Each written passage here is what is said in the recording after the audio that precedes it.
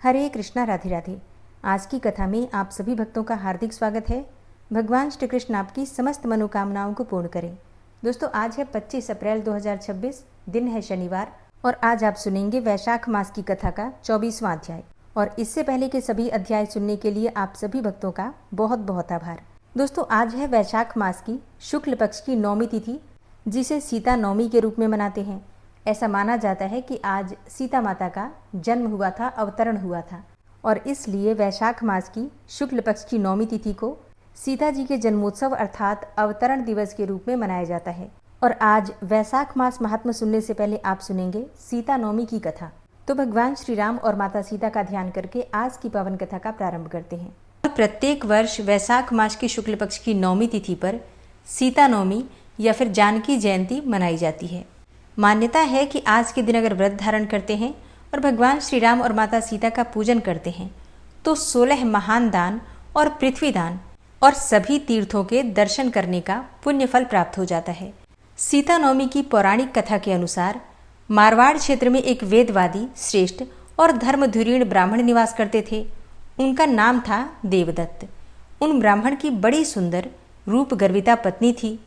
उसका नाम था शोभना। ब्राह्मण देवता जीविका के लिए अपने ग्राम से अन्य किसी ग्राम में भिक्षाटन के लिए गए हुए थे और इधर ब्राह्मणी कुसंगति में फंसकर व्याभिचार में प्रवृत्त हो गई। अब तो पूरे गांव में उसके इस निंदित कर्म की चर्चाएं होने लगी, परंतु उस दुष्टा ने गांव ही जलवा दिया। दुष्कर्मों में रत रहने वाली वह दुर्बुद्धि जब मरी तो उसका अगला जन्म चांडाल के घर में हुआ। पति का त्याग करने से वह चांडालनी बनी और ग्राम जलाने से उसे भीषण कुष्ठ हो गया तथा व्याभिचार कर्म के कारण वह अंधी भी हो गई। अब तो अपने कर्म का फल उसे भोगना ही था। इस प्रकार वह अपने कर्म के योग से दिनों दिन दारुण दुख प्राप्त करती हुई देश देशांतर में भटकने लगी। एक बार दैव योग से वह भटकती हुई कौशलपुरी पहुंच गई और संयोगवश उस दिन वैशाख मास की शुक्ल पक्ष की 9वीं तिथि थी, जो समस्त प्रकार के पापों का नाश करने में समर्थ है। सीता अर्थात जानकी नवमी के उस पावन उत्सव पर भूख और प्यास से व्याकुल वह दुखियारी इस प्रकार प्रार्थना करने लगी कि हे सज्जनों, मुझ पर कृपा करके कुछ भोजन की सामग्री प्रदान करो, क्योंकि मैं भूख से मर रही हूँ। ऐसा कहती हुई वह स्त्री श्री कनक भवन के सामने बने 1000 पुष्प मंडित स्तंभों से गुजरती हुई उसमें प्रविष्ट हुई। उसने पुनः पुकार लगाई, भैया कोई तो मेरी मदद करो, कुछ भोजन दे दो। इतने में एक भक्त ने उससे कहा कि देवी, आज तो सीता नवमी है, भोजन में अन्न देने वाले को पाप लगता है, इसीलिए आज तो अन्न नहीं मिलेगा। कल पारणा करने के समय आना तो ठाकुर जी का प्रसाद भरपेट मिलेगा। किंतु वो तो नहीं मानी। अधिक कहने पर भक्त ने उसे तुलसी और जल प्रदान किया।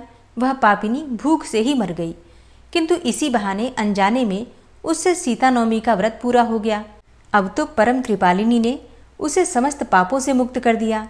इस व्रत के प्रभाव से वह पापिनी निर्मल होकर स्वर्ग में आनंद पूर्वक अनंत वर्षों तक रही। तत्पश्चात वह कामरूप देश के महाराज जय सिंह की महारानी कामकला के नाम से विख्यात हुई। जाति स्मरा उस महान साध्वी ने अपने राज्य में अनेकों देवालय बनवाए, जिसमें कि जानकी रघुनाथ की प्रतिष्ठा करवाई। अतः सीता नवमी पर जो श्रद्धालु माता जानकी का पूजन अर्चन करते हैं, उन्हें सभी प्रकार के सुख और सौभाग्य प्राप्त होते हैं, इसमें कोई संशय नहीं है। क्या आप जानते हैं कि माता सीता, जो कि लक्ष्मी जी का अवतार मानी जाती हैं, उनके पिछले जन्म में वो कौन थी? तो आज की कथा में, आज की इस पौराणिक कथा में आपको ये सुनने को मिलेगा।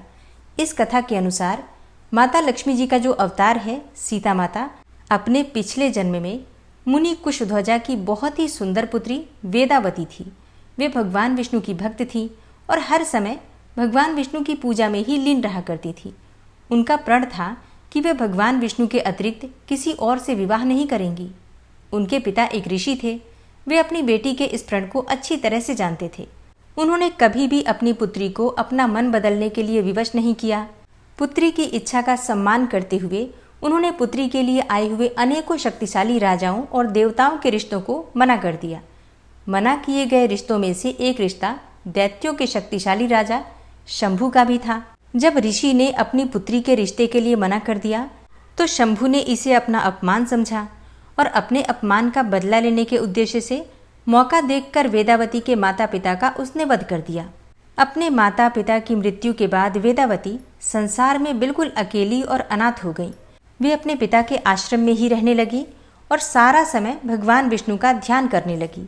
वेदावती बहुत ही खूबसूरत थी और उनकी तपस्या ने उन्हें पहले से भी अधिक सुंदर बना दिया था। तब एक बार लंका के राजा रावण ने उसे जंगल में भगवान विष्णु के लिए तपस्या करते हुए देखा तो वेदावती की सुंदरता पर मोहित हो गया। उसने वेदावती के समक्ष विवाह का प्रस्ताव रखा, परंतु उसे भी ना में ही जवाब मिला। ना में जवाब मिलने पर रावण ने वेदावती की तपस्या भंग कर दी और उनके बालों को पकड़कर उन्हें घसीटने लगा। रावण के इस कुकृत्य से क्रोधित होकर वेदावती ने अपने बाल काट दिए और कहा कि वो वहीं उसकी आंखों के सामने ही अग्नि में कूदकर अपने प्राणों का त्याग करेंगी। अग्नि में प्रवेश करते समय वेदावती ने कहा कि रावण ने इस जंगल में उनका अपमान किया है तो वो दोबारा से जन्म लेकर उसके विनाश का कारण बनेंगी। वो वेदावती ही थी जो सीता के रूप में जन्मी और राम जी के माध्यम से रावण के विनाश का कारण बनी। पुराणों में सीता जी के जन्म की कई प्रकार की कथाएं आती हैं। पहली तो ये कि जब वेदावती ने अपने आप को भस्म किया तो रावण को ये भी श्राप दिया कि वो रावण की पुत्री के स्वरूप में जन्म लेंगी और उसकी मृत्यु का कारण बनेगी। फिर कुछ समय के बाद मंदोदरी ने एक कन्या को जन्म दिया, लेकिन वेदवती के श्राप से भयभीत होकर रावण ने जन्म लेते ही उस कन्या को सागर में फेंक दिया। इसके बाद सागर की देवी वरुणी ने उस कन्या को धरती की देवी पृथ्वी को सौंप दिया और पृथ्वी ने उस कन्या को राजा जनक और माता सुनैना को सौंप दिया। जिसके बाद राजा जनक ने सीता का पालन पोषण किया और उनका विवाह श्री राम के साथ संपन्न करवाया। फिर वनवास के दौरान रावण ने सीता का अपहरण किया, जिसके कारण श्री राम ने रावण का वध किया और इस तरह से सीता रावण के वध का कारण बनी और अपने दिए हुए श्राप को पूर्ण किया। सीता जी के जन्म की जो सबसे पौराणिक कथा है, जो कि वाल्मीकि रामायण में वर्णित है, इसमें वर्णन आता है कि राजा जनक को सीता किस प्रकार से प्राप्त हुई। तो वाल्मीकि रामायण के अनुसार एक बार मिथिला में भयंकर सूखा पड़ा और इस सूखे से राजा जनक बहुत परेशान हुए। तब इस समस्या से छुटकारा पाने के लिए उन्हें एक ऋषि ने यज्ञ करने और धरती पर हल चलाने का सुझाव दिया। उस ऋषि के सुझाव पर राजा जनक ने यज्ञ करवाया और उसके बाद राजा जनक धरती पर हल चलाने लगे। तभी उन्हें धरती में से सोने की डलिया में मिट्टी में लिपटी हुई एक सुंदर कन्या मिली। उस कन्या को हाथ में लेकर राजा जनक ने उसे सीता नाम दिया और फिर उसे अपनी पुत्री के स्वरूप में अपना लिया। देवी सीता मिथिला के राजा जनक की ज्येष्ठ पुत्री थी, इसीलिए उन्हें जानकी भी कहा जाता है। उनकी माता का नाम सुनैना था। सीता नवमी के दिन विधि विधान से सीता जी और भगवान श्री राम की पूजा करने से किसी भी प्रकार का कष्ट हो समाप्त हो जाता है। ऐसा कहा जाता है कि आज के दिन जानकी स्तोत्र, रामचंद्राष्टकम, रामचरितमानस का पाठ करना सबसे श्रेष्ठ है। कोई भी विशेष मनोकामना हो, आज के दिन माता सीता की विधि विधान से पूजा करने के बाद रुद्राक्ष की माला से ओम जानकी रामाभ्याम नमः इस मंत्र का 1 माला, 5 माला, 11 माला या फिर 21 माला का जप करें तो वो विशेष मनोकामना निश्चित ही पूर्ण हो जाती है। अगर पति पत्नी के बीच में बहुत अधिक कलेश रहता है, दाम्पत्य जीवन बिल्कुल भी सुखमय नहीं है, तो ऐसे में भगवान श्री राम और सीता जी की तस्वीर आज के दिन अपने घर के मंदिर में स्थापित करें और प्रतिदिन इनकी पूजा करें तो किसी भी प्रकार का कलेश आपके जीवन में हो समाप्त हो जाता है। जीवन सुखमय होता है, परेशानियों से मुक्ति मिल जाती है। जानकी जयंती के दिन सीता जी की और राम जी की विधि विधान से पूजा करने के बाद माता सीता की मांग में 7 बार सिंदूर लगाएं सुहागिन महिलाएं, और वही सिंदूर हर बार अपनी मांग में लगाएं। इससे वैवाहिक जीवन सुखमय होता है। इसके अलावा माता जानकी के साथ प्रभु श्री राम का पूजन करने से सभी प्रकार के सुख सौभाग्य की प्राप्ति होती है। यदि किसी कन्या की शादी में अड़चनें आ रही हैं, बहुत समय हो गया, बहुत उम्र हो गई, विवाह नहीं हो पा रहा है, तो ऐसे में गंगा नदी के पास की मिट्टी या फिर तुलसी के पौधे की जड़ से थोड़ी मिट्टी लेकर उसी से राम और सीता की प्रतिमा बनाइए और फिर उसका पूजन करके सुहाग सामग्री अर्पित कीजिए। फिर अपने लिए अच्छे वर की प्रार्थना कीजिए, या फिर मनचाहा जीवन साथी चाहते हैं तो मनचाहे जीवन साथी की प्रार्थना कीजिए, तो निश्चित ही आपको सुयोग्य वर की प्राप्ति होती है और शीघ्र विवाह की कामना पूर्ण हो जाती है। सीता नवमी का व्रत सुहागिन महिलाओं को अवश्य धारण करना चाहिए, क्योंकि इससे सुख सौभाग्य समृद्धि संतान हर प्रकार की कामना पूर्ण होती है। पति की आयु लंबी होती है, दाम्पत्य जीवन सुखमय होता है और पति को उनके कार्यों में सफलता मिलती है। बात करें सीता नवमी की पूजा विधि के बारे में तो देखिए, सीता नवमी के दिन सुबह जल्दी उठ जाइए, नित्य कर्मों से निवृत्त हो जाइए, फिर स्नान कर लीजिए, साफ स्वच्छ वस्त्र धारण कर लीजिए। इसके बाद अगर आप व्रत धारण करना चाहते हैं तो व्रत का संकल्प ले सकते हैं, नहीं तो बिना व्रत किए भी पूजा आराधना आप कर सकते हैं। पूजा आप अपने घर के मंदिर में भी कर सकते हैं, चाहे तो अलग से पाटा लगाकर भी कर सकते हैं, जैसी भी सुविधा हो। अगर आपके पास भगवान श्री राम और सीता जी की मूर्ति या फिर प्रतिमा नहीं है तो ऐसे में सबके घर में रामायण जी तो विद्यमान रहते ही हैं, तो श्री रामचरित मानस का जो ग्रंथ है उसे मंदिर में स्थापित करके विधि विधान से पंचोपचार विधि से जो राम दरबार की तस्वीर बनी होती है, जो कि मुख्य पेज पर बनी होती है, आप वहीं पर श्री राम और सीता जी का ध्यान करते हुए श्री राम और सीता जी की पूजा कर लीजिए। अब पूजा करते समय आपको ध्यान रखना है, माता सीता की पूजा में सुहाग की सामग्री जरूर अर्पित करनी चाहिए। धूप, दीप, अक्षत पुष्प इत्यादि जो कि हम प्रतिदिन की पूजा में प्रयोग करते हैं, पूजा की सामग्री तो वही होगी, लेकिन सुहाग की सामग्री अर्पित करने से आपको अखंड सौभाग्य का वरदान मिल जाता है। सुहाग की सामग्री जो आप अर्पित करते हैं उसमें से कुछ चीजें आप दान कर सकते हैं, कुछ चीजें स्वयं प्रयोग कर सकते हैं। माता जानकी के जन्म की कथा पढ़नी चाहिए या फिर सुननी चाहिए। इसके साथ ही सीता जी और श्री राम जी के मंत्रों का जप करना श्रेष्ठ माना जाता है।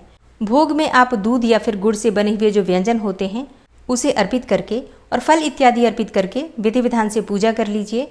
फिर कुछ चीजें आप दान कर सकते हैं, प्रसाद स्वरूप में वितरण करके परिवार सहित आप स्वयं भी प्रसाद पा सकते हैं। सीता नवमी पर दान किन चीजों का करते हैं? देखिए, दान तो आप यथाशक्ति यथासंभव किसी भी चीज का कर सकते हैं, लेकिन धान जो कि मिट्टी के बर्तन में रखकर दान किया जाता है, धान मतलब चावल जो छिलके सहित होता है उसे ही धान कहा जाता है। जल का दान करना श्रेष्ठ माना जाता है। किसी भी प्रकार का अन्न अगर किसी पात्र में भरकर अगर आप दान करते हैं तो इसे श्रेष्ठ दान माना जाता है। तो मिट्टी के बर्तन में भरकर कोई भी अनाज जो आपके पास हो उसका दान आप कर सकते हैं। शाम की भी पूजा इसी प्रकार से की जाती है, मतलब सुबह और शाम दोनों समय पूजा करते हैं, आरती करते हैं, और इसके बाद शाम के समय जो भी हम माता को भोग अर्पित करते हैं, सीता जी और भगवान श्री राम को, वही प्रसाद स्वरूप में खाकर अपना व्रत खोल सकते हैं। तो ठीक है, तो दिन भर का व्रत होता है। अगर व्रत भी करते हैं तो दिन भर का व्रत होता है, दिन में आप फलाहार कर सकते हैं और शाम के समय भोजन कर सकते हैं, मीठा भोजन। सीता माता की पूजा वैसे तो सुबह और शाम कभी भी आप कर सकते हैं, दोनों समय कर सकते हैं, लेकिन दोपहर में विशेष रूप से माता सीता की पूजा की जाती है। ऐसा कहा जाता है कि इनका भी जन्म दिन में दोपहर में ही हुआ था। तो दोपहर में 11 बजे से लेकर 1:30 तक पूजा कर सकते हैं माता सीता की। जो विशेष पूजा होती है वो इसी समय में की जाती है। मिथिलापति ने पूछा, हे ब्राह्मण, इस वैशाख मास में कौन कौन सी तिथियां पुण्यदायिनी होती हैं? श्रुतदेव जी बोले, सूर्य के मेष राशि में स्थित होने पर वैशाख मास में 30 तिथियां पुण्यदायिनी मानी गई हैं। एकादशी में किया हुआ पुण्य कोटि गुना होता है। उसमें स्नान, दान, तपस्या, होम, देव पूजा, पुण्य कर्म एवं कथा का श्रवण किया जाए तो वह तत्काल ही मुक्ति देने वाला होता है। जो रोग आदि से ग्रस्त और दरिद्रता से पीड़ित हो वह मनुष्य इस पुण्यमयी कथा को सुनकर कृतकृत्य होता है। वैशाख मास मन से सेवन करने योग्य है, क्योंकि वह समय उत्तम गुणों से युक्त है। दरिद्र, धनाढ्य, पंगु, अंधा, नपुंसक, विधवा, साधारण स्त्री, पुरुष, बालक, युवा, वृद्ध तथा रोग से पीड़ित मनुष्य ही क्यों न हो, वैशाख मास का धर्म सबके लिए अत्यंत सुख साध्य है। परम पुण्यमय वैशाख मास में जब सूर्य मेष राशि में स्थित हो तब पापनाशिनी अमावस्या कोटि गया के समान फल देने वाली होती है। हे राजन, जब पृथ्वी पर राजर्षि सावरणी का शासन था उस समय 30वें कलयुग के अंत में सभी धर्मों का लोप हो चुका था। उसी समय आनर्त देश में धर्मवर्ण नाम से विख्यात एक ब्राह्मण थे। मुनिवर धर्मवर्ण ने उस कलयुग में ही किसी समय महात्मा मुनियों के सत्रयाग में सम्मिलित होने के लिए पुष्कर क्षेत्र की यात्रा की। वहां कुछ व्रतधारी महर्षियों ने कलयुग की प्रशंसा करते हुए इस प्रकार कहा था कि सत्य युग में भगवान विष्णु को संतुष्ट करने वाला जो पुण्य 1 वर्ष में साध्य है वही त्रेता में 1 मास में और द्वापर में 15 दिनों में साध्य होता है, परंतु कलयुग में भगवान विष्णु का स्मरण कर लेने से ही उससे 10 गुना पुण्य प्राप्त होता है। कलयुग में बहुत थोड़ा पुण्य भी कोटि गुना हो जाता है। जो एक बार भी भगवान का नाम लेकर दया दान करता है और दुर्भिक्ष में अन्न देता है वह निश्चय ही ऊर्ध्वलोक में गमन करता है। यह सुनकर देवर्षि नारद हंसते हुए उन्मत्त के समान नृत्य करने लगे। सभासदों ने पूछा, हे नारद जी, ये क्या बात है?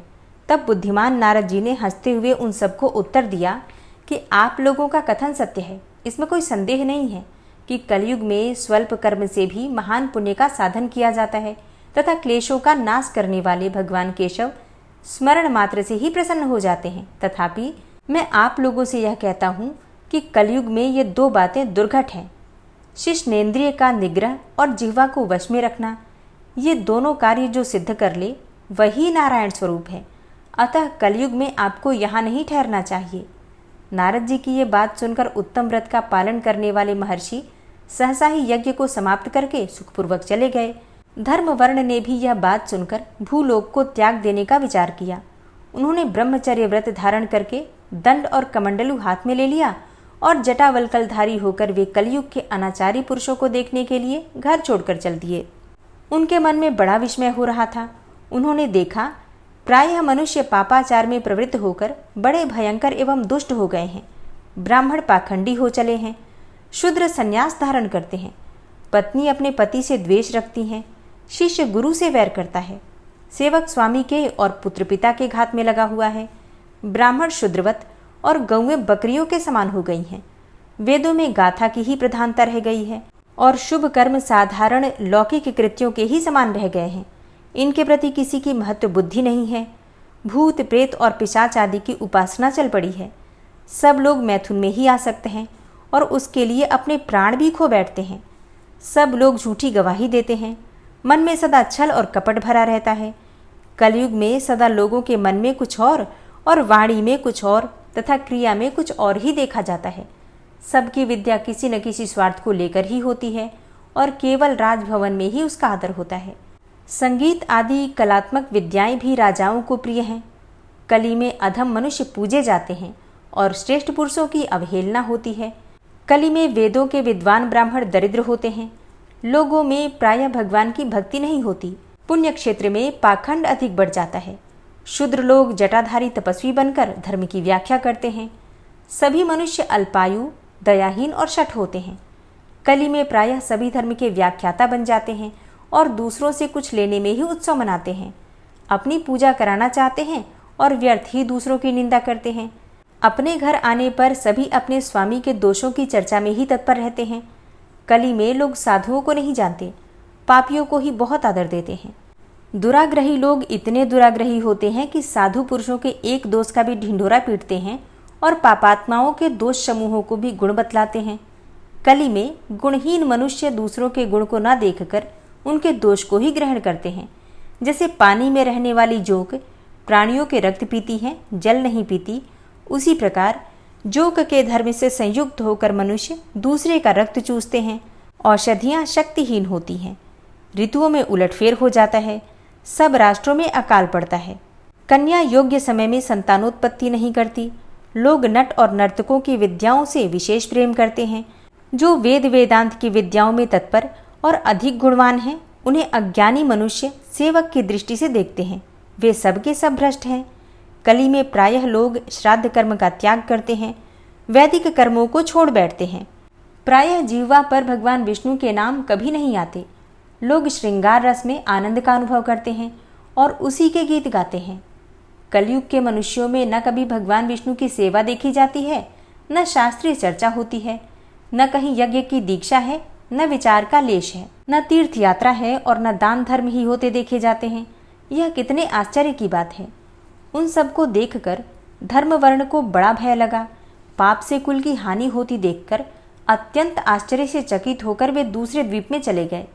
सब द्वीपों और लोकों में विचरते हुए बुद्धिमान धर्मवर्ण किसी समय कौतूहलवश पितृलोक में गए। वहां उन्होंने कर्म से कष्ट पाते हुए पितरों को बड़ी भयंकर दशा में देखा। वे दौड़ते, रोते और गिरते पड़ते थे। उन्होंने अपने पितरों को भी नीचे अंधकूप में पड़े हुए देखा। उनको देखकर आश्चर्यचकित होकर दयालु धर्मवर्ण ने पूछा कि आप लोग कौन हैं और किस दुस्तर कर्म के प्रभाव से इस अंधकूप में पड़े हुए हैं। पितरों ने कहा कि हम श्रीवत्स गोत्र वाले हैं। पृथ्वी पर हमारी कोई संतान नहीं रह गई है, अतः हम श्राद्ध और पिंड से वंचित हैं। इसीलिए हमें यहाँ नरक का कष्ट भोगना पड़ता है। संतानहीन दुरात्माओं का अंधकूप में पतन होता है।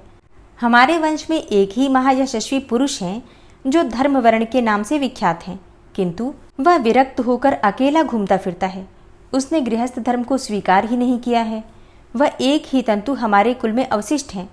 उसकी भी आयु क्षीण हो जाने पर हम लोग और अंधकूप में गिर पड़ेंगे, जहाँ से फिर निकलना कठिन होगा।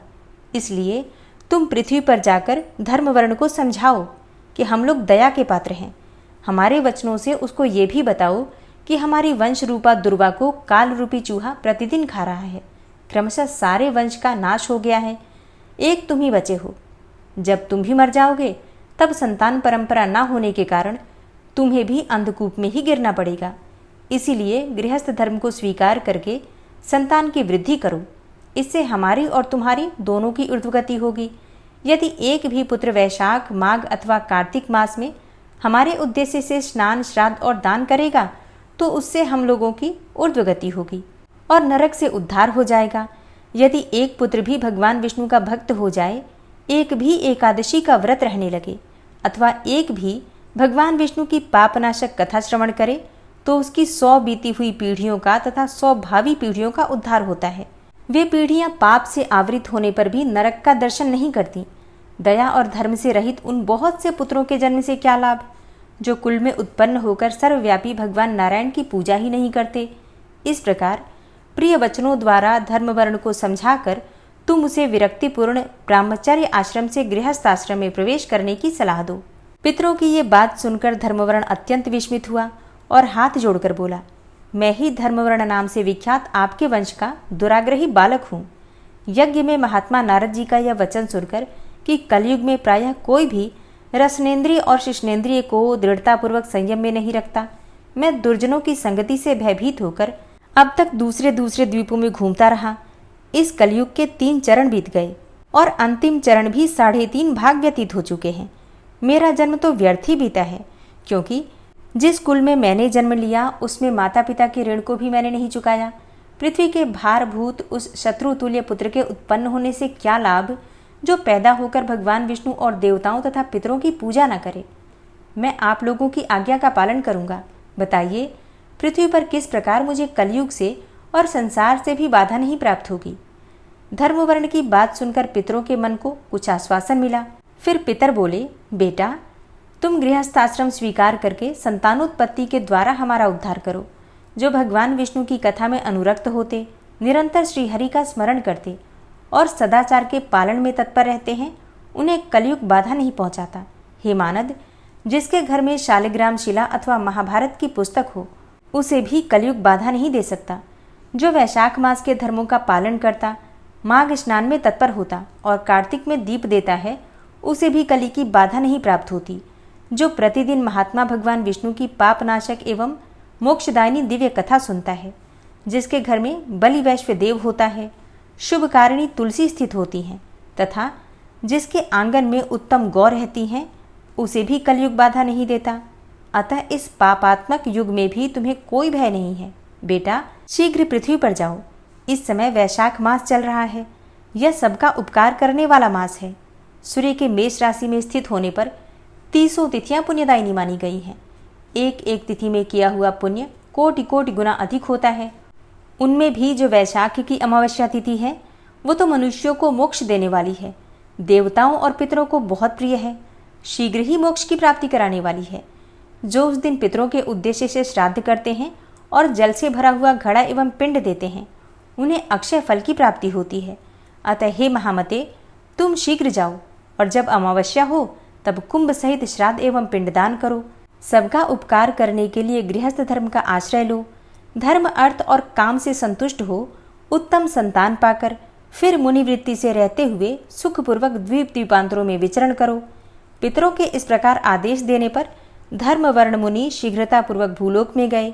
वहां मेष राशि में सूर्य के स्थित रहते हुए वैशाख मास में प्रातःकाल स्नान करके देवताओं, ऋषियों तथा पितरों का तर्पण किया। फिर कुंभदान सहित पाप विनाशक श्राद्ध करके उसके द्वारा पितरों को पुनरावृत्ति रहित मुक्ति प्रदान की। तत्पश्चात उन्होंने स्वयं विवाह करके उत्तम संतान को जन्म दिया और लोक में उस पापनाशनी अमावस्या तिथि को प्रसिद्ध किया। तदनंतर वे भक्तिपूर्वक भगवान की आराधना करने के लिए हर्ष के साथ गंधमादन पर्वत पर चले गए।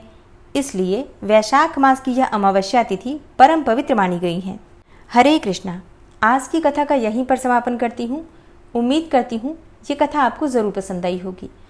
सूत जी कहते हैं कि हे ब्राह्मणों, पृथ्वी की बात सुनकर राजा पृथु ने अपने धनुष के अग्रभाग से विभिन्न रूप वाले भारी भारी पर्वतों को उखाड़ डाला और भूमि को समतल बना दिया।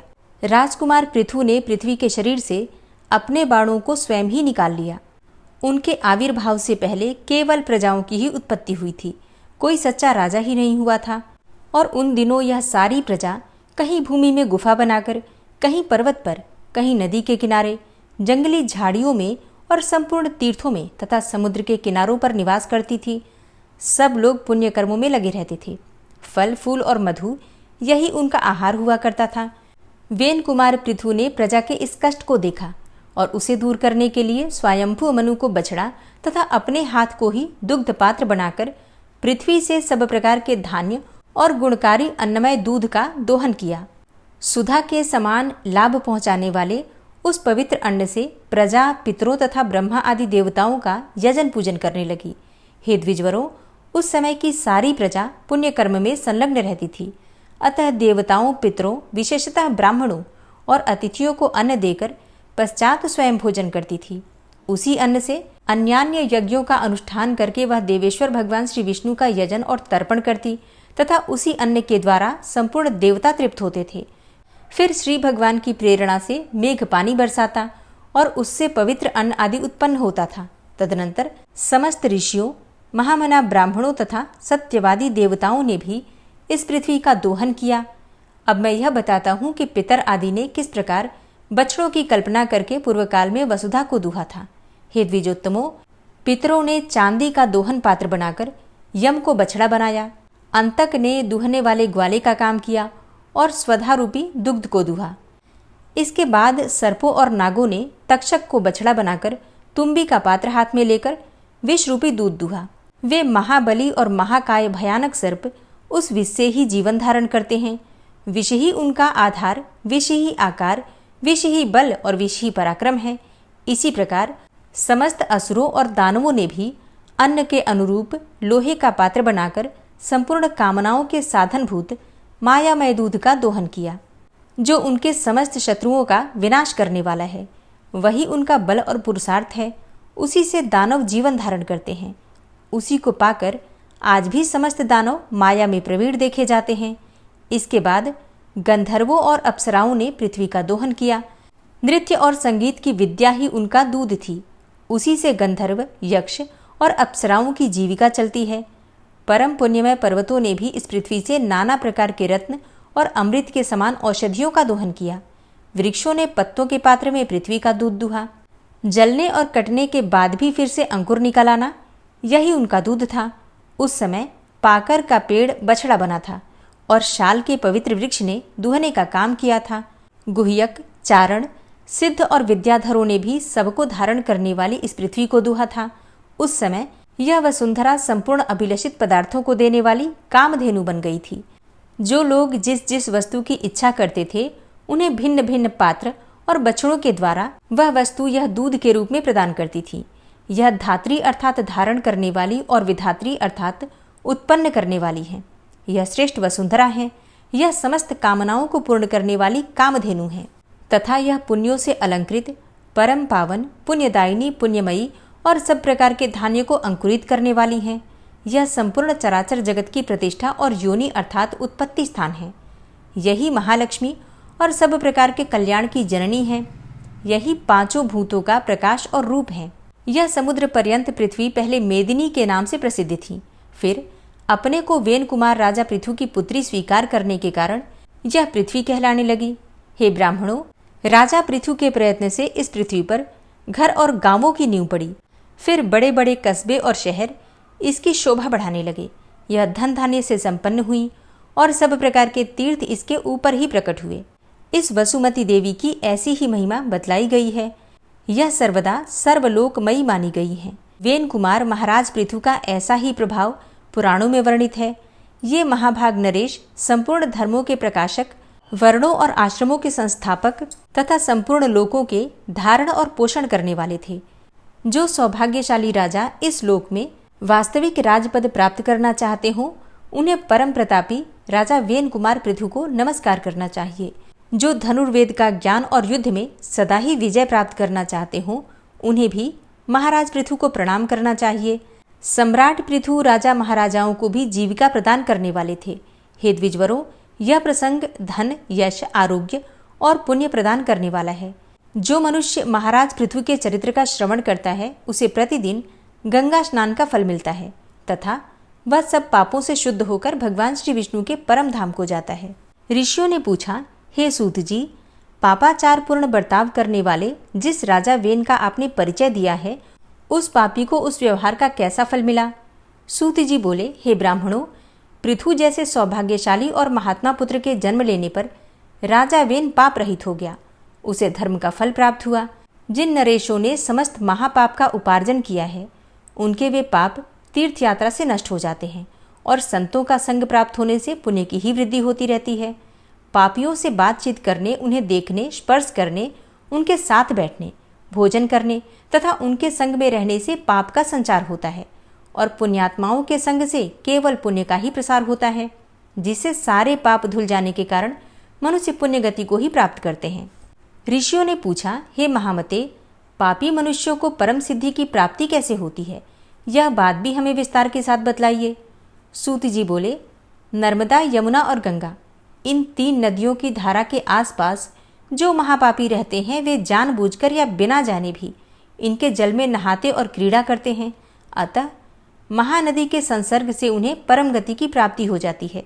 हे द्विजवरों, महानदी के संपर्क से अथवा अन्यान्य नदियों के परम पवित्र जल का दर्शन, स्पर्श और पान करने से पापियों का पाप नष्ट हो जाता है। तीर्थों के प्रभाव तथा संतों के संग से पापियों का पाप उसी प्रकार नष्ट होता है जैसे कि आग ईंधन को जला डालती है। महात्मा ऋषियों के संसर्ग, उनके साथ वार्तालाप करने से, दर्शन और स्पर्श से तथा पूर्व काल में सत्संग प्राप्त होने से राजा वेन का सारा पाप नष्ट हो गया था। पुण्य का संसर्ग हो जाने पर अत्यंत भयंकर पाप का भी संचार नहीं होता। पूर्व काल में मृत्यु के एक सौभाग्यशालिनी कन्या उत्पन्न हुई थी, जिनका नाम सुनीता रखा गया था। वह पिता के कार्यों को देखती और खेल कूद में सदा उन्हीं का अनुकरण किया करती थी। एक दिन सुनीता अपनी सखियों के साथ खेलती हुई वन में गई। वहां गीत की ध्वनि उसके कानों में पड़ी। तब सुनीता ने उस ओर दृष्टिपात किया। देखा कि एक गंधर्व कुमार महाभाग सुशंख भारी तपस्या में लगा हुआ है। उसके सारे अंग बड़े ही मनोहर थे। सुनीता प्रतिदिन वहां जाकर उस तपस्वी को सताने लगी। सुशंख रोज रोज उसके अपराध को क्षमा कर देता था और कहता कि जाओ, चली जाओ यहाँ से। उसके यो कहने पर वह बालिका कुपित हो जाती और बेचारे तपस्वी को पीटने लगती थी। उनका यह बर्ताव देखकर एक दिन सुशंख क्रोधित हो उठा और बोला, कल्याणी, श्रेष्ठ पुरुष मारने के बदले न तो मारते हैं और न ही किसी को गाली देने पर क्रोध ही करते हैं। यही धर्म की मर्यादा है। पाप करने वाली सुनीता से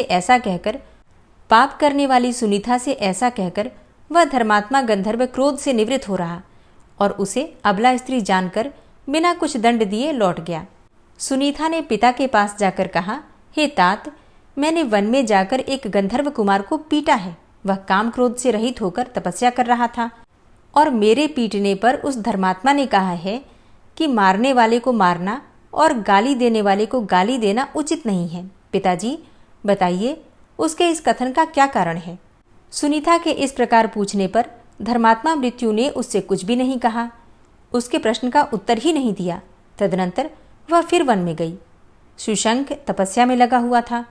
दुष्ट स्वभाव वाली सुनीता ने उस श्रेष्ठ तपस्वी के पास जाकर उसे कोड़ों से पीटना प्रारंभ कर दिया। अब वह महातेजस्वी गंधर्व अपने क्रोध को न रोक सका। उस सुंदरी बालिका को शाप देते हुए बोला, गृहस्थ धर्म में प्रवेश करने पर जब तुम्हारा अपने पति के साथ संपर्क होगा, तब तुम्हारे गर्भ से देवताओं और ब्राह्मणों की निंदा करने वाला पापाचारी, सब प्रकार के पापों से आसक्त और दुष्ट पुत्र उत्पन्न होगा। इस प्रकार शाप देकर वह पुनः जाकर तपस्या में ही लग गया। महाभाग गंधर्व कुमार के चले जाने पर सुनीता अपने घर आई और वहां उसने अपने पिता से सारा वृतांत कह सुनाया। मृत्यु ने कहा, अरे, उस निर्दोष तपस्वी को तुमने मारा ही क्यों है? भद्रे, तपस्या में लगे हुए पुरुष को मारना यह तुम्हारे द्वारा उचित कार्य नहीं हुआ है। धर्मात्मा मृत्यु ऐसा कहकर बहुत दुखी हो गए। हरे कृष्णा। आज की कथा का यहीं पर समापन करती हूँ। इसके आगे का वृतांत आप कल की कथा में सुनेंगे। ओम विश्वं विष्णुर्वषट्कारो भूत भव्य भवत् प्रभु भूतकृत भूतभृत भावो भूतात्मा भूतवाहन भूतात्मा परमात्मा च मुक्तानां परमागति अव्ययः पुरुषः साक्षी क्षेत्रज्ञो अक्षर एव च योगो योगविदां नेता प्रधानपुरुषेश्वरः नारसिंहवपुः श्रीमान् केशवः पुरुषोत्तमः सर्वः शर्वः शिवस्थाणुर्भूतादिर्निधिर्व्ययः सम्भवो भावनो भर्ता प्रभवः प्रभुरीश्वरः स्वयंभू शम्भुरादित्यः पुष्कराक्षो महास्वनः अनादिनिधनो धाता विधाता धातुरुत्तमः अप्रमेयो ऋषिकेश पद्मनाभो अमरप्रभु विश्वकर्मा मनुस्त्वष्टा स्थविष्ठः स्थविरो ध्रुवः अग्राह्यः शाश्वतः कृष्णो लोहिताक्षः प्रतर्दनः प्रभूतस्त्रिककुब्धाम पवित्रं मङ्गलं परम् ईशानः प्राणदः प्राणो ज्येष्ठः श्रेष्ठः प्रजापति हिरण्यगर्भो भूगर्भो माधवो मधुसूदनः ईश्वरो विक्रमी धन्वी मेधावी विक्रमः क्रमः अनुत्तमो दुराधर्षः कृतज्ञः कृतिरात्मवान् सुरेशः शरणं शर्म विश्वरेताः प्रजाभवः अह संवत्सरो व्यालः प्रत्ययः सर्वदर्शनः अजः सर्वेश्वरः सिद्धः सिद्धे सर्वादिर्च्युतः वृषाकपिर्मेयात्मा सर्वयोगविनिश्रितः वसुर्वसुमनः सत्यः समात्मा संमितः समः अमोघः पुण्डरीकाक्षो वृषकर्मा वृषाकृतिः रुद्रो बहुशिरा बभ्रुर्विश्वयोनिः शुचिश्रवः अमृतः शाश्वतस्थाणुर्वरारोहो महातपः सर्वगः सर्वविद्भानुर्विश्वक्सेनो जनार्दनः वेदो वेदविद्व्यङ्गो वेदाङ्गो वेदवित्कविः लोकाध्यक्षः सुराध्यक्षो धर्माध्यक्षः कृताकृतः चतुरात्मा चतुर्व्यूहश्चतुर्द्रष्टश्चतुर्भुजः भ्राजिष्णुर्भोजनं भोक्ता सहिष्णुर्जगदाति च अनघो विजयो जेता विश्वयोनिः पुनर्वसु उपेन्द्रो वामनः प्रांशुर्मोघः शुचिरुर्जितः अतीन्द्रः सङ्ग्रहः सर्गो धृतात्मा नियमो यमः वेद्यो वैद्यः सदा योगी वीरः माधवो मधु अतीन्द्रियो महामायो महोत्साहो महाबलः महाबुद्धिर्महावीर्यो महाशक्तिर्महाद्युतिः अनिर्देश्यवपुः श्रीमान् मेयात्मा महाधृतिर् महिश्वासो महीभर्ता श्रीनिवासः सतां गति अनिरुद्धः सुरानन्दो गोविन्दो गोविन्दाम्पति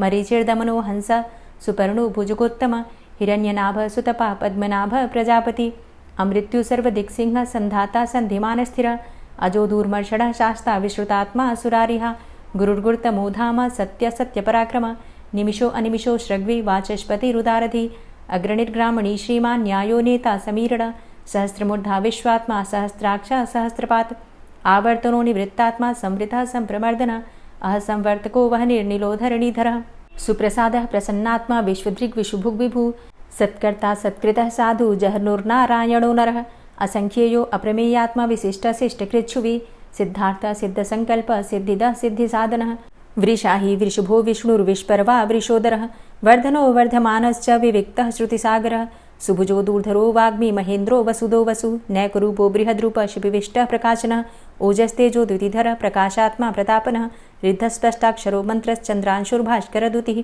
अमृतांशुद्भवो भानु शशबिन्दुः सुरेश्वरः औषधं जगतः सेतु सत्यधर्मपराक्रमः भूतभव्य भवन्नाथ पवनः पावनो नलः कामः कामकृत्कान्तः कामः कामप्रदः प्रभु युगादिकृद्युगावर्तो नैकमायो महाशनः अदृश्यो अव्यक्तरूपश्च सहस्रजितनन्तजित् इष्टो अविशिष्ट शिष्टेष्ट शिखण्डी नहुसो वृष क्रोधः क्रोधकृत्कर्ता विश्वबाहुर्महीधरः अच्युतः प्रतितः प्राणः प्राणदो वासवानुजः अपां निधिर्धिष्ठानं प्रमत्तः प्रतिष्ठितः स्कन्दः स्कन्दधरो धूर्यो वरदो वायुवाहनः वासुदेवो बृहद्भानुरादिदेवः पुरन्दरः अशोकस्तारणस्तारः शूरः सौरिर्जनेश्वरः अनुकूलः शतावर्त पद्मी पद्मनिभेक्षणः पद्मनाभो अरविन्दाक्ष पद्मगर्भ शरीरभृत् महर्धिरिद्धो वृद्धात्मा महाक्षो गरुडाध्वजः अतुलः शरभो भीमो समयज्ञो हविर्हरि सर्वलक्षणलक्षण्यो लक्ष्मीवान् समितिञ्जयः वीक्षरो रोहितो मार्गो हेतुर्दामोदरः सः महीधरो महाभागो वेगवान् मिताशनः उद्भवः क्षोभणो देवः श्रीगर्भः परमेश्वरः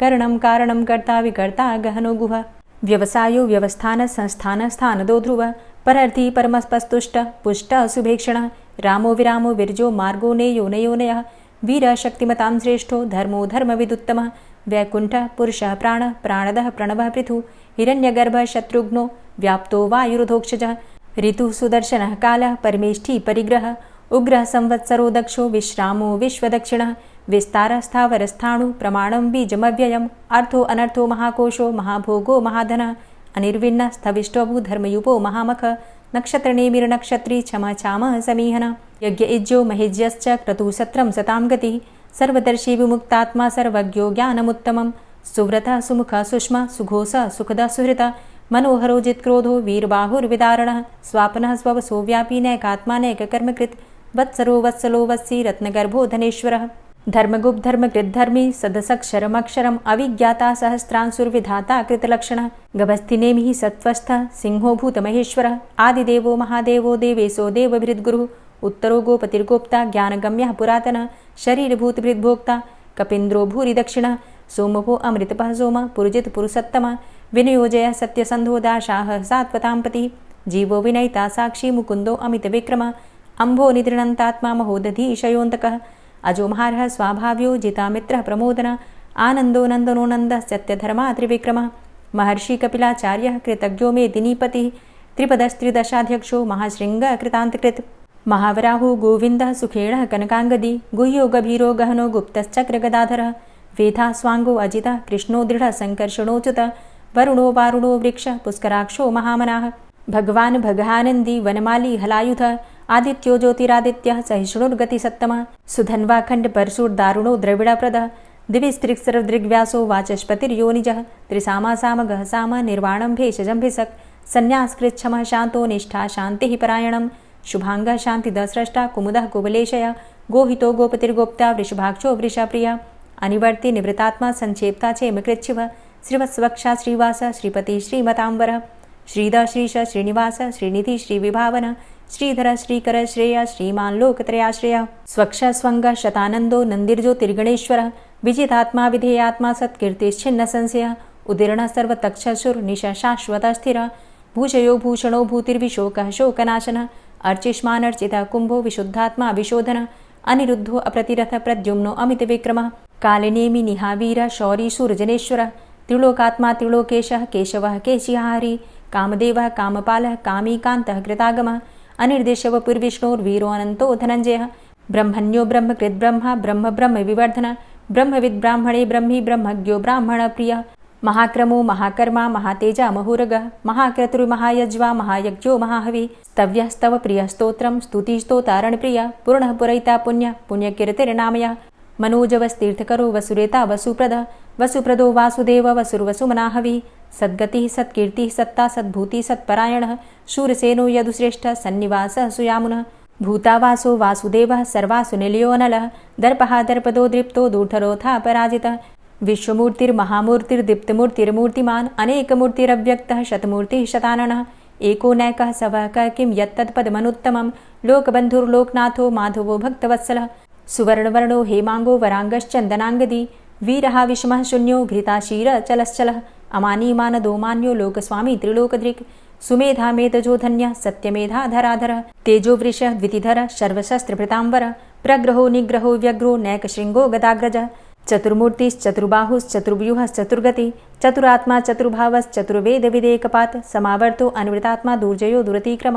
दुर्लभो दुर्गमो दुर्गो दुरावासो दुरारिहा शुभांगो लोकसारंग सुतन्तुस्तन्तुवर्धन इन्द्रकर्मा महाकर्मा कृतकर्मा कृतागमः उद्भवः सुन्दरः सुन्दो रत्ननाभः सुलोचनः अर्को वाजसनः शृङ्गी जयन्तः सर्वविजयी सुवर्णबिन्दुरक्षोभ्य सर्वभागीश्वरेश्वरः महाह्रदो महागर्तो महाभूतो महानिधि कुमुदः कुन्दरः कुन्दः पर्जन्यः पावनो नीलः अमृताशो अमृतवपुः सर्वज्ञः सर्वतोमुखः सुलभः सुव्रतः सिद्धः शत्रुजित् शत्रुतापनः न्यग्रोधो दुम्बरो अस्वस्थश्चाणुरान्ध्रनिषूदनः सहस्रार्चिः सप्तजिह्वः सप्तैधा सप्तवाहनः अमूर्तिरणघो अचिन्त्यो भयकृद्भयनाशनः अणुर्बृहत् कृशस्थूलो गुणभृन्निर्गुणो महान् अधृतः स्वधृतः स्वास्य प्राग्वंशो वंशवर्धनः भारभृतिकथितो योगी योगी स सर्वकामद आश्रमश्रमण क्षाम सुपर्णो वायुवाहन धनुर्धरोर्धनुर्वेदो दण्डोदमयितादम अपराजितः सर्वसहो नियन्ता नियमो यमः सत्त्ववान् सात्विकः सत्य सत्यधर्मपरायण अभिप्रायः प्रियार्होर्ह प्रियकृत्प्रीतिवर्धनः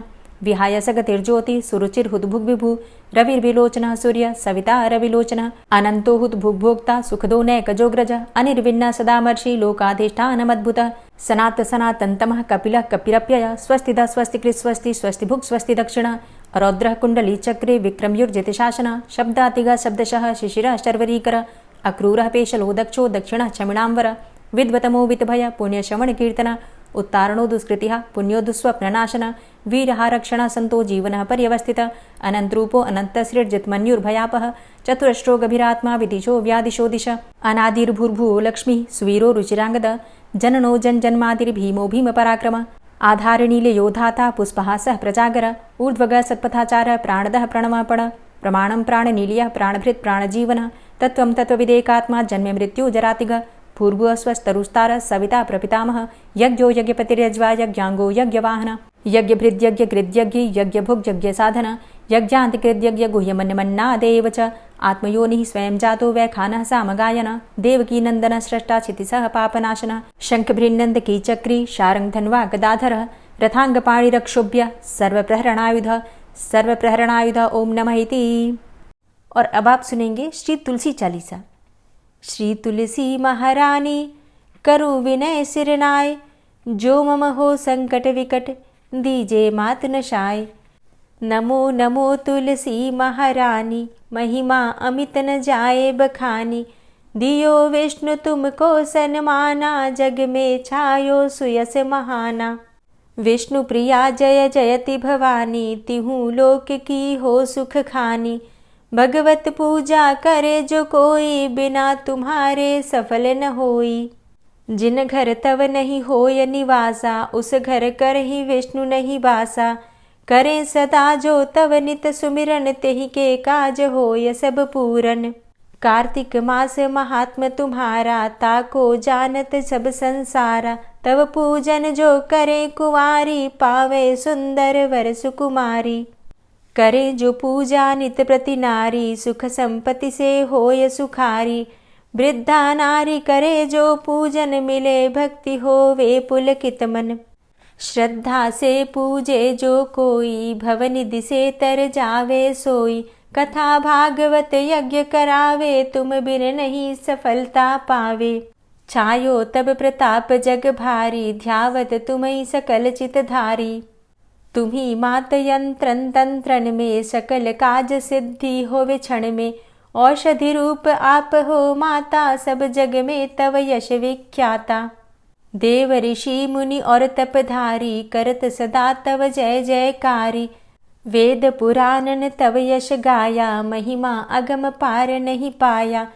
नमो नमो जय जय सुख कारणि, नमो नमो जय दुख निवारणी। नमो नमो सुख संपत्ति देनी, नमो नमो अघ काटन चेनी। नमो नमो भक्तन दुख हरणी, नमो नमो दुष्टन मद छेनी। नमो नमो भव पार उतारणी, नमो नमो परलोक सुधारणी। नमो नमो निज भक्त उबारणी, नमो नमो जन काज सवारणी। नमो नमो जय कुमति नशावनी, नमो नमो सब सुख उपजावनी। जयति जयति जय तुलसी माई, ध्याऊं तुमको शीश नवाई। निज जन जानी मोहि अपनाओ, बिगड़े कारज आप बनाओ। करूं विनय मैं मात तुम्हारी, पूर्ण आशा करहु हमारी।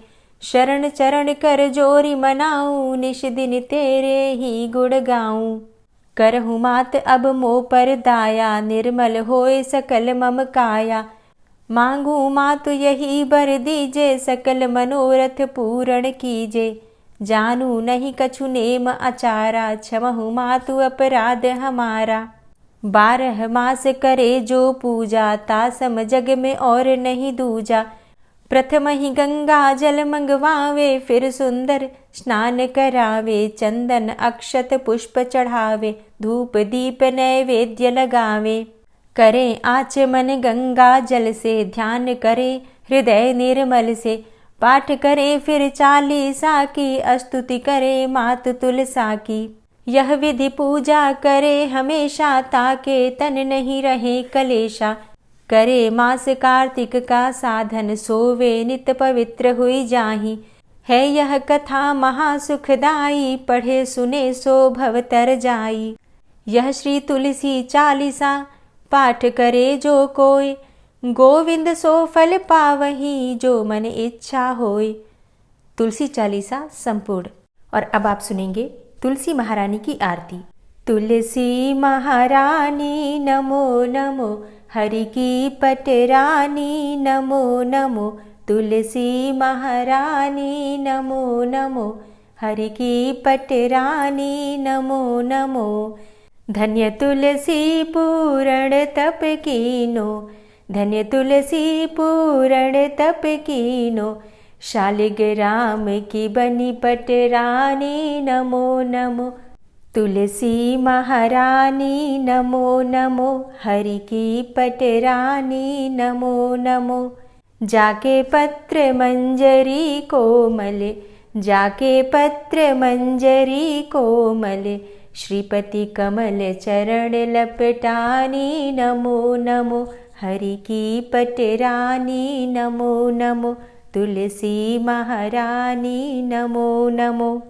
धूप दीप नैवेद्य आरती, धूप दीप नैवेद्य आरती, पुष्पन की वर्षा बरसानी नमो नमो, हरि की पटरानी नमो नमो। तुलसा महारानी नमो नमो। 56 भोग 36 व्यंजन, 56 भोग 36 व्यंजन, बिन तुलसा हरि एक न मानी नमो नमो।